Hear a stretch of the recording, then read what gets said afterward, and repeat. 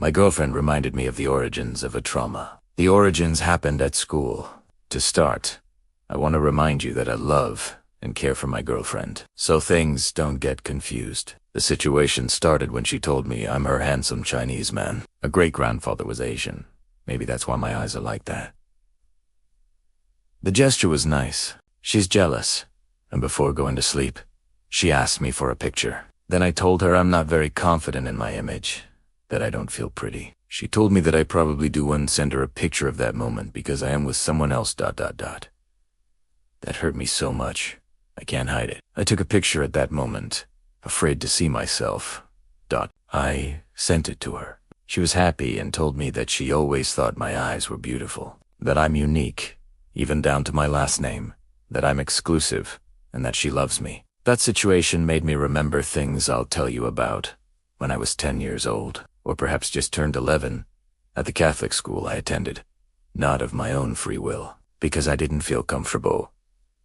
One morning, perhaps during the first class of the day, the literature teacher asked for a brave volunteer to come to the front of the board. I came forward because he promised a substantial addition to my grade point average. When I went to the board, he stood before the class. Then he started asking questions about me. Some were basic, and others were downright pitiful. He asked the girls in the class if they liked my eyes, my lips, and things like that. The answers weren't pleasant. I felt bad, even though I didn't try to hide my reaction. He told me to sit down. He gave me weighted points. Yes, in exchange for my dignity. Now I wonder why she did that. Could it be because she came from a private school? From 10 on, I doubted my appearance a lot. So much so that I avoided looking in the mirror or seeing my reflection in anything. Every time my classmates told me that a certain girl wanted to meet me or talk to me, I felt it was surely a joke. I never went when they said that to me. Even at 13, I felt strongly attracted to a classmate at another school I attended. They said she liked me, but I felt it was a joke. They told me she wanted to talk to me after an event, but I also felt it wasn't like that. So I let her go, but she remained my crush. When I left that city, I couldn't say goodbye, and I looked back, praying that they would take care of her and make sure nothing bad happened to her as I walked past a church. Several similar things happened like that. When I received a compliment about my physical appearance, I would even completely cover my face on my way home from school. I would grab a scarf, wrap it around my face without making it look awkward, and put on a cap and sunglasses. Some people on the road would see me and not pay much attention. I was a high school kid, about 17, who might think I was covering myself from the sun. Why did I have to cross a huge vacant lot to get home, next to a road and a river? I had several girlfriends.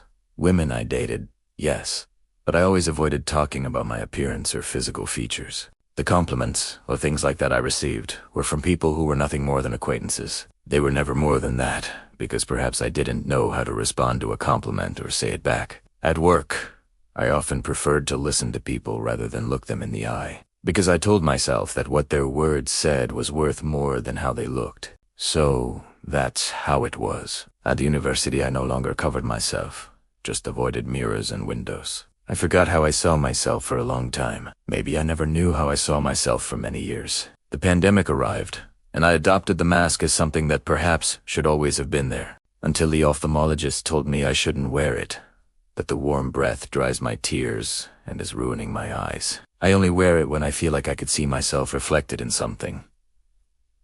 With my girlfriend, it's different. I've honestly never felt this way. I love her, as I said at the beginning, and I also want her in my life. When I'm affectionate with her and I make small gestures, she starts to cry. She's told me several times that she doesn't deserve someone like that.